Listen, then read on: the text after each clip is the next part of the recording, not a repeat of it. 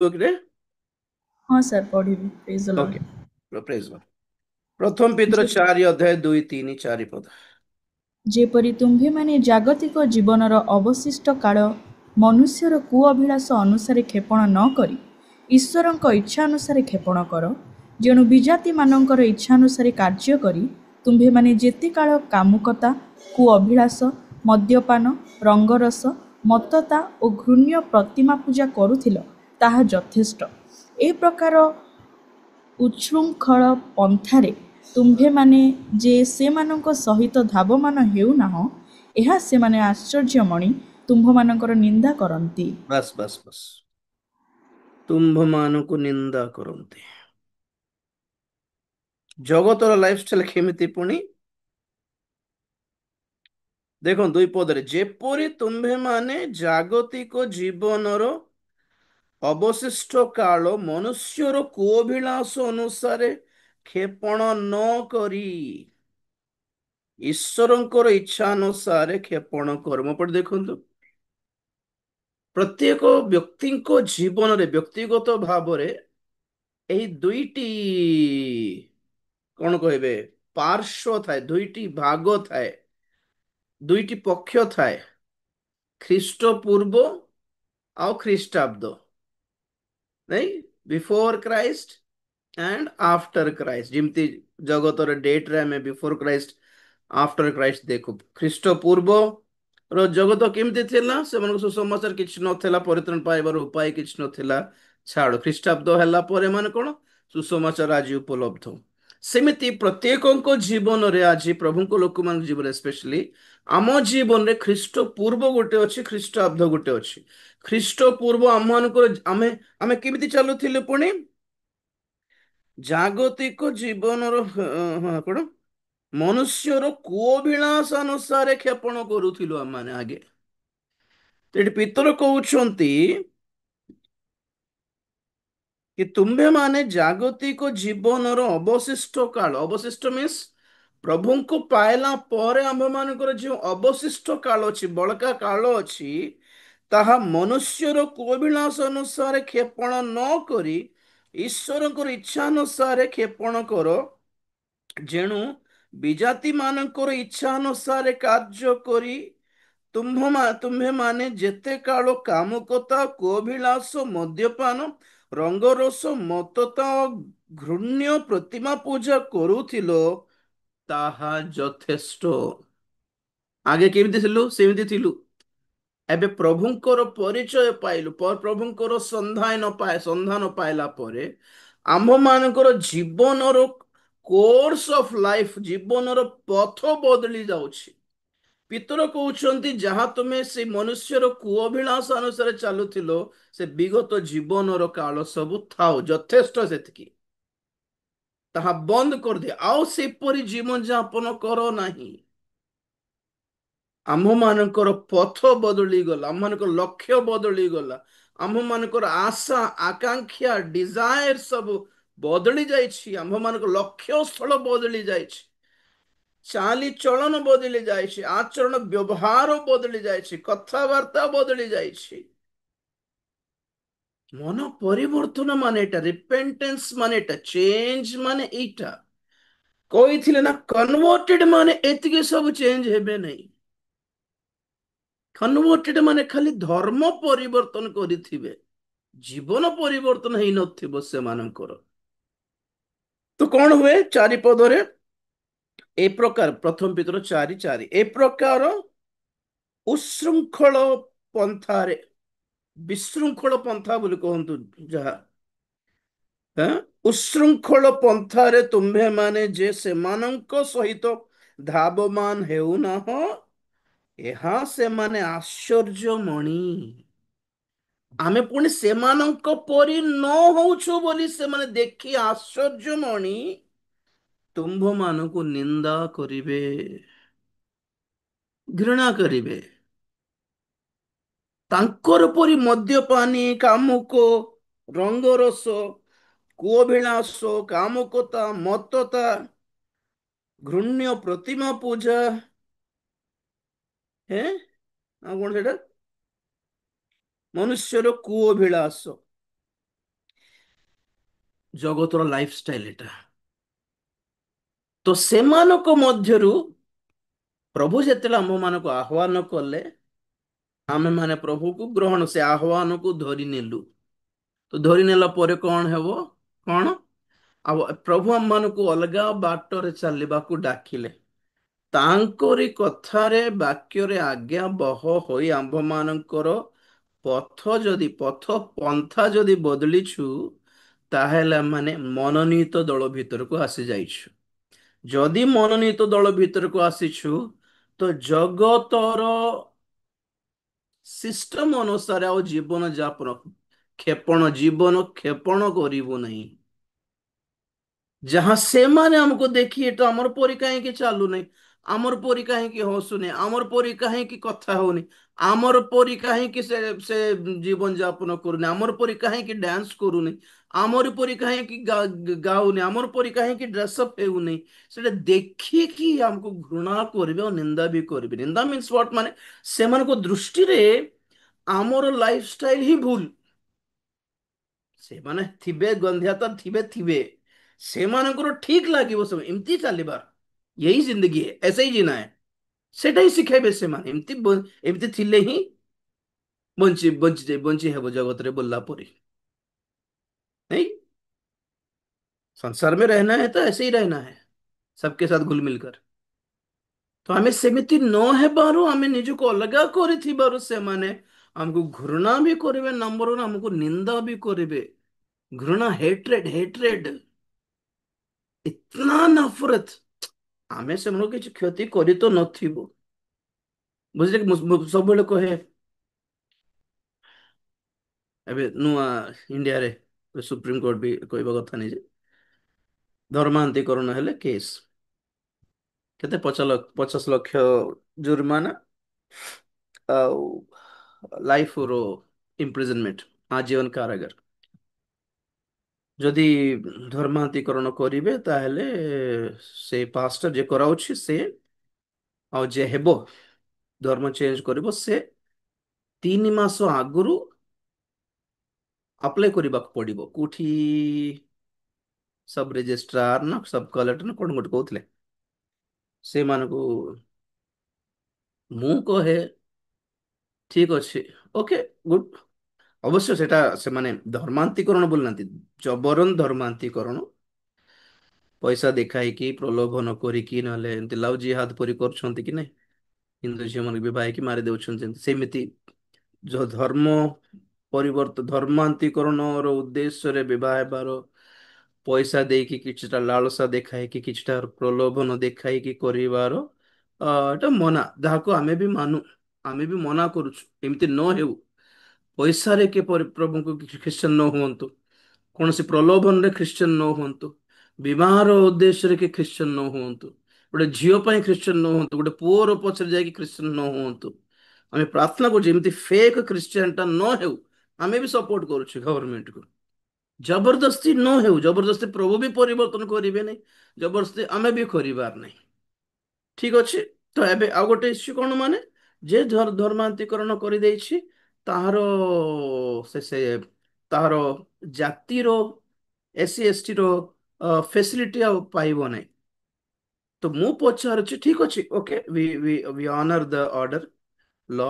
ତ ପଏଣ୍ଟ କଣ? ମାନେ ଜଣେ ହିନ୍ଦୁ ଲୋକ ମଦୁଆ ହେଲେ ତାର କ୍ୟାନସଲ ହେଉନି SC ST ର ତାର ଫେସିଲିଟି, ସୁବିଧା ଯାହା ଅଛି ସରକାର, ତ କ୍ୟାନସଲ ହେବନି। ମଦୁଆ ହେଲେ କ୍ୟାନସଲ ହେବନି, 2-3ଟା ସ୍ତ୍ରୀ ବିବାହ ହେଲେ କ୍ୟାନସଲ ହେବନି, ସେ ଜୁଆରୀ ହେଲେ କ୍ୟାନସଲ ହେବନି, ସେ ସେ ସେ କଣ ଗୋଟେ ଗୁଣୀ ହେଲେ ବି କ୍ୟାନସଲ ହେବନି, ସେ ଲାଷ୍ଟକୁ ନାସ୍ତିକ, ନାଇଁ କି, ନାଇଁ ଈଶ୍ୱର ନାଇଁ ଭୂତ ନାଇଁ ବୋଲି କହିବ ଲୋକ ଥିବେ ନା ନାସ୍ତିକ। ଜଣେ ଇଣ୍ଡିଆର ଜଣେ ଲୋକ ନାସ୍ତିକ ହେଲେ ବି ତା କ୍ୟାନସଲ ହେବନି। ଖ୍ରୀଷ୍ଟିଆନ ହେଲେ କାହିଁକି କ୍ୟାନସଲ କରାହଉଛି? ରିଜନ କଣ? ଖ୍ରୀଷ୍ଟିଆନିଟି ଏତେ ମନ୍ଦଟା କି? ଆଉ କୋଉ ରିଜନ ପାଇଁ କ୍ୟାନସଲ କରାହଉଛି? ବିଚିତ୍ର କି ନାହିଁ? ମୁଁ ସେଇଟା କଣ, ଆମେ ତ କିଛି କ୍ଷତି ବି କରୁନୁ, ଆମର ଦ୍ଵାରା କାହାରି କ୍ଷତି ହେଉନି, ବରଂ ଓଲଟା ଦେଶର ମଙ୍ଗଳ ହେଉଛି। ଲୋକମାନେ ପରିବର୍ତ୍ତନ ହେଉଛନ୍ତି, ମଦୁଆ ଲୋକ ଚେଞ୍ଜ ହେଉଛନ୍ତି, ବ୍ୟଭିଚାରୀ ମାନେ ଚେଞ୍ଜ ହେଉଛନ୍ତି, ନରଘାତକ ମାନେ ଚେଞ୍ଜ ହେଉଛନ୍ତି, ଚୋର ମାନେ ଚେଞ୍ଜ ହେଉଛନ୍ତି, ନରଘାତକ ମାନେ ସରଳ ହେଇ ନମ୍ର ହେଇଯାଉଛନ୍ତି। ତଥାପି ଏମାନେ ପୁଣି ଏଠି କଣ ପଢିଲୁ? ଆମ୍ଭେମାନେ ସେମାନଙ୍କ ସହିତ ଧାଇଁଲୁ ନାହିଁ ବୋଲି, ନାଇଁ, ସେ ଉଶୃଙ୍ଖଳ ପନ୍ଥାରେ ତୁମ୍ଭେମାନେ ସେମାନଙ୍କ ସହିତ ଧାବମାନ ହେଉନାହ। ଏଇଥିପାଇଁ ସେମାନେ ଆଶ୍ଚର୍ଯ୍ୟ ଆଶ୍ଚର୍ଯ୍ୟ ଲାଗିବ ପୁଣି। ଆମର change actually really eat is ଆଶ୍ଚର୍ଯ୍ୟ କର୍ମ। ଆକ୍ଚୁଆଲି ଆଶ୍ଚର୍ଯ୍ୟ କର୍ମ, ଆଜ୍ଞା ଆଜ୍ଞା ଆଜ୍ଞା, ଗୋଟେ କ୍ୟାନ୍ସର ରୋଗୀ ସୁସ୍ଥ ହେବାଟା ଆଶ୍ଚର୍ଯ୍ୟ କର୍ମ ନୁହେଁ। ଗୋଟେ ପାପୀ ପବିତ୍ର ହେଇଯିବାଟା ହିଁ ଆଶ୍ଚର୍ଯ୍ୟ କର୍ମ ଅଟେ। ପ୍ରେଜ ଦ ଲର୍ଡ। ହେଁ, ମରିବା ଲୋକ ପ୍ରାର୍ଥନା କରିକି ଅର୍ଥରୁ ଉଠିବାଟା ଆଶ୍ଚର୍ଯ୍ୟ କର୍ମ ନୁହେଁ। ପାପରେ ମୃତ ହେଇଥିବା ଲୋକ ଯୀଶୁଙ୍କ ଲାଗି ସଜୀବ ହେଇଛି ଆତ୍ମାରେ, ଯାହା ତାର ଆତ୍ମା ବଞ୍ଚି ଯାଇଛି ସ୍वर्ଗକୁ ଯିବା ପାଇଁ, ଯାହା ସେଇଟା ଗୋଟେ ମିରାକଲ ଆକ୍ଚୁଆଲି। ପ୍ରେଜ ଦ ଲର୍ଡ। ବ୍ରେନ ଅପରେସନ କରିଦେଲେ ବି ମଧ୍ୟ ମନ୍ଦ ଚିନ୍ତା ଛାଡିବ କି ଆଜ୍ଞା? ହାର୍ଟ ଅପରେସନ ହେଇଗଲେ ବି ମନ୍ଦ ଚିନ୍ତା ଛାଡିବ କି ହୃଦୟରୁ? ହୃଦୟ ମନ ପରିବର୍ତ୍ତନ ହେବାଟା ହିଁ ଆଶ୍ଚର୍ଯ୍ୟ କର୍ମ, ବ୍ରଦର ସିଷ୍ଟର। ବୁଝିଲେ କି?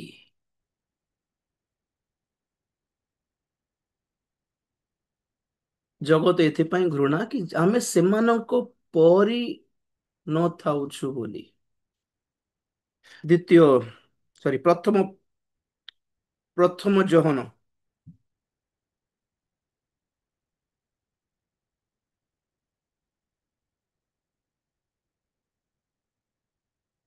ପ୍ରଥମ ଯୋହନ 3:1 ଟିକେ ପଢିବା ଆଲଫା। ଦେଖ, ପିତା ଆମ୍ଭମାନଙ୍କୁ କି ପ୍ରକାର ପ୍ରେମ ଦାନ କରିଅଛନ୍ତି ଯେ ଆମ୍ଭେମାନେ ଈଶ୍ୱରଙ୍କ ସନ୍ତାନ ବୋଲି ଖ୍ୟାତ ହେବୁ, ଆଉ ଆମ୍ଭେମାନେ ତାହା ହିଁ ଅଟୁ। ଏଥିସକାଶେ ଜଗତ ଆମ୍ଭମାନଙ୍କୁ ଚିହ୍ନୁ ନାହିଁ, କାରଣ ତାହା ତାହାଙ୍କୁ ଚିହ୍ନି ନଥିଲା। ପ୍ରେଜ ଦ ଲର୍ଡ। ଦେଖିଲେ, ଦେଖ ପିତା ଆମ୍ଭମାନଙ୍କୁ କି ପ୍ରକାର ପ୍ରେମ ଦାନ କରିଅଛନ୍ତି ଯେ ଆମ୍ଭେମାନେ ଈଶ୍ୱରଙ୍କର ସନ୍ତାନ ବୋଲି ଖ୍ୟାତ ହେବୁ, ଆଉ ଆମ୍ଭେମାନେ ତାହା ହିଁ ଅଟୁ। ବାଉ, ଏଥି ସକାଶେ, କୋଟା ସକାଶେ?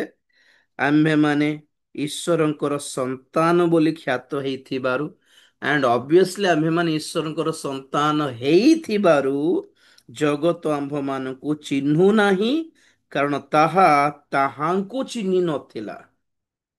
ଈଶ୍ୱରଙ୍କ ପୁତ୍ର ରୂପେ ଜଗତ ଯୀଶୁ, ମୋ ପଟେ ଦେଖନ୍ତୁ, ଯୀଶୁଙ୍କୁ ଈଶ୍ୱର ବୋଲି ଚିହ୍ନୁଛନ୍ତି କି ଲୋକମାନେ, ଜଗତର ଲୋକମାନେ? ଆମେ କହୁ, ଆମେ ଯାଇକି ସମାଚାର ପ୍ରଚାର କଲୁ, ଜାଣିନାହାନ୍ତି କି ଯୀଶୁଙ୍କର ବିଷୟରେ କୃଷାର୍ପିତ ହେଲେ ବୋଲି? All the world, almost all the world knows Jesus and they heard the gospel. ମାନୁନାହାନ୍ତି ସେତିକି। ହାଟ ଖ୍ରୀଷ୍ଟିଆନ ମାନଙ୍କର ପାଇଁ ସେ ଈଶ୍ୱର। ଆମେ କଣ କହୁ? ସମସ୍ତଙ୍କ ପାଇଁ ଏକମାତ୍ର ଈଶ୍ୱର, ନାଇଁ କି? ସେମାନେ ଜାଣିଛନ୍ତି କୃଷାର୍ପିତ ହେଲେ ବୋଲି।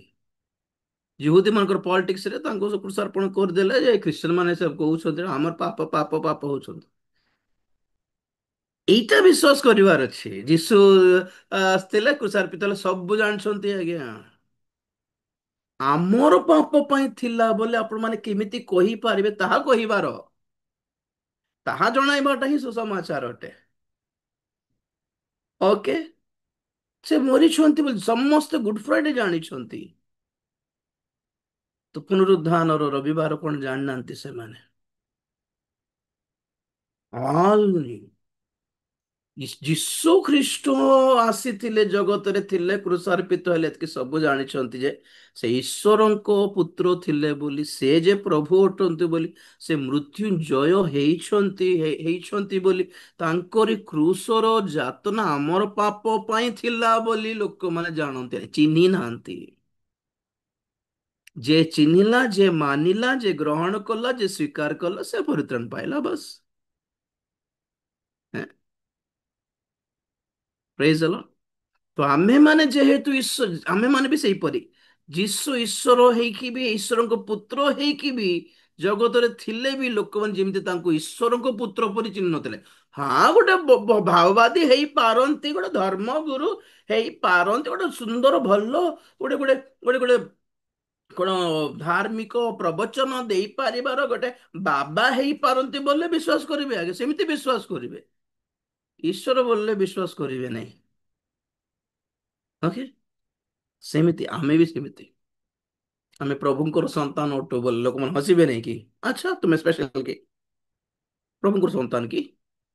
ଆଚ୍ଛା, ସେ କେମିତି କୋଉଠି ବାହା ହେଲେ ଯେ ତାଙ୍କର ସନ୍ତାନ ହେଇଗଲ? ମୁସଲିମ ମାନେ ସେଇଟା କୁହନ୍ତି।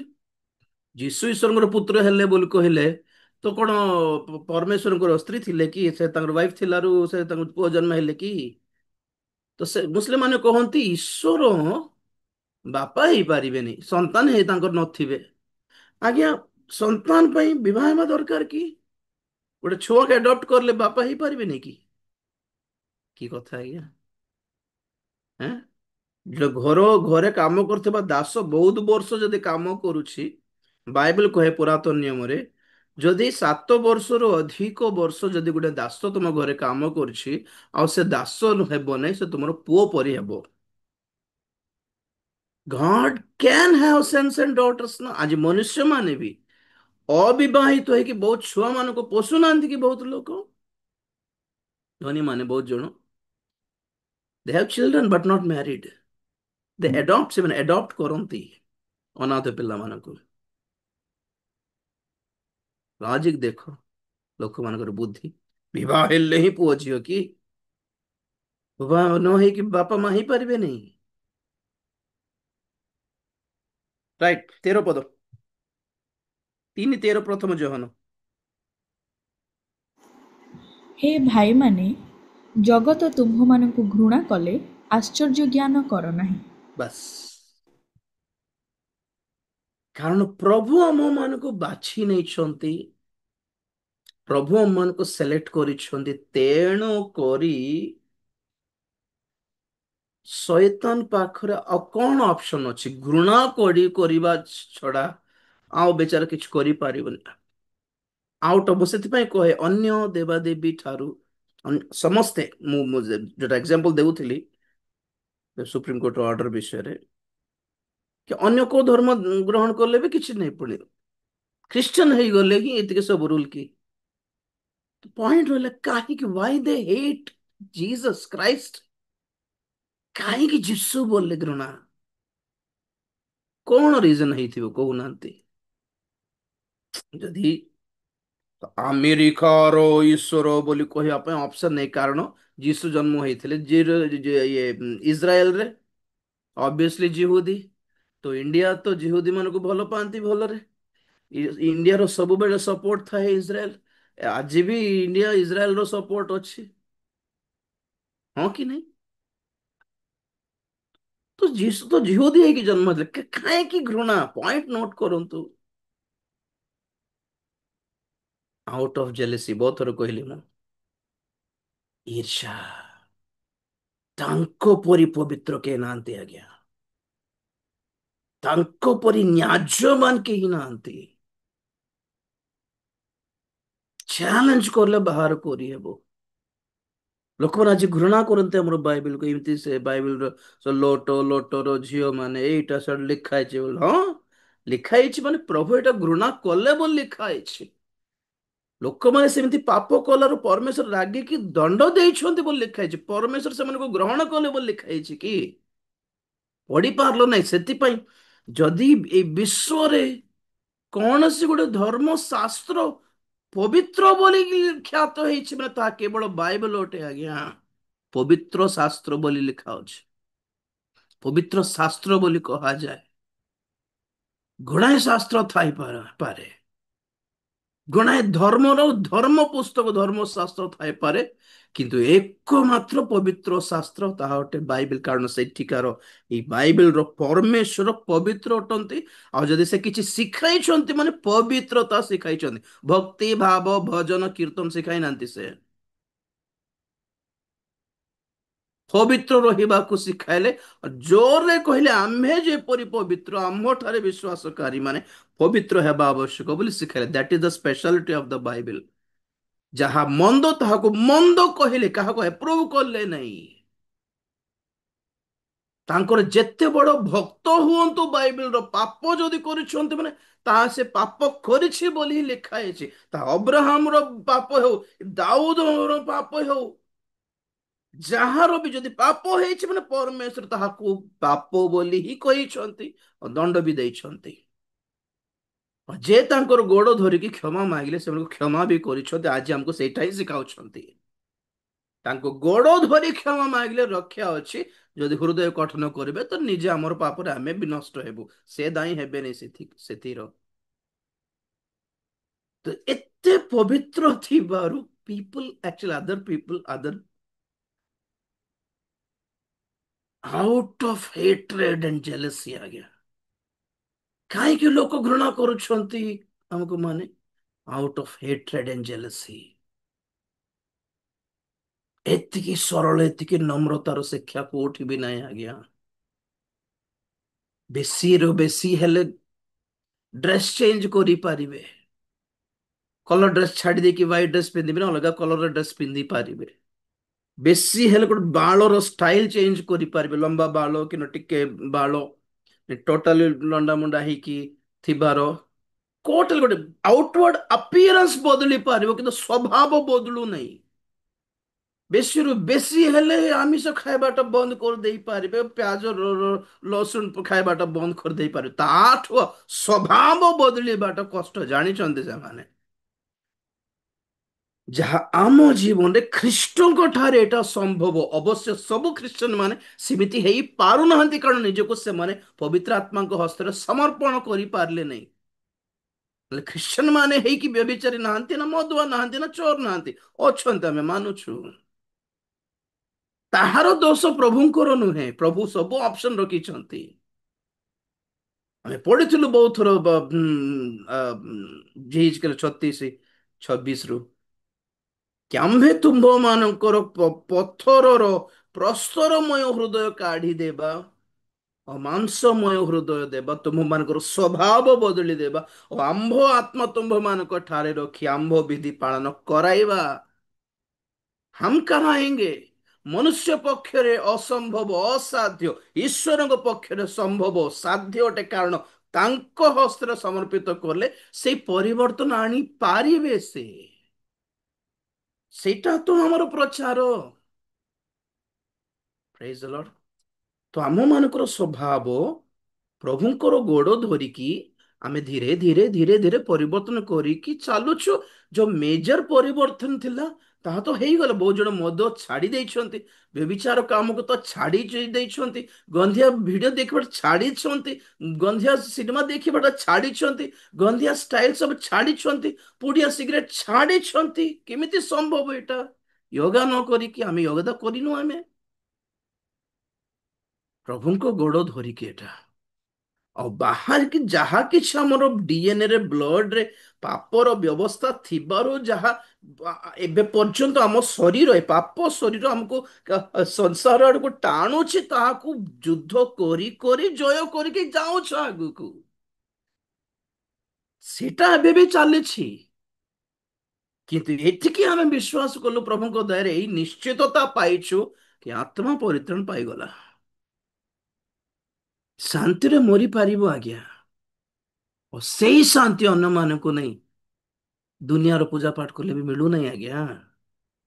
ବୁଝିପାରିଲେ କି? ସେ ବ୍ୟସ୍ତତା, ସେ ଘାବରା, ସେ ବ୍ୟସ୍ତତା, ସେ ବିପି କାହିଁକି ଆସୁଛି? ମରଣ ଦେଖି କାହିଁକି ଏତେ ବ୍ୟସ୍ତ ହଉଛନ୍ତି? ମାନେ ଦେ ଡୋଣ୍ଟ ହ୍ୟାଭ ଦ ଆସ୍ୟୁରାନ୍ସ କି ମରଲା ପରେ କଣ ଦେଖିବି, କି ଗୋଟେ ଡର ରହିଗଲା ସେମାନଙ୍କୁ। ମରଲା ପରେ, ମରଲା ପରେ କଣ ହେବ?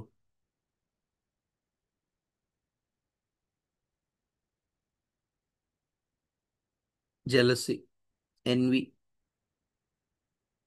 ଆମ ଭଳି ନୁହନ୍ତି ସେମାନେ, ଆମେ ବି ସେମାନଙ୍କ ପରି ନଥିବା କଥା। ଏଥିପାଇଁ ଜଗତ ଆମ ମାନଙ୍କୁ ଘୃଣା କରୁଛି।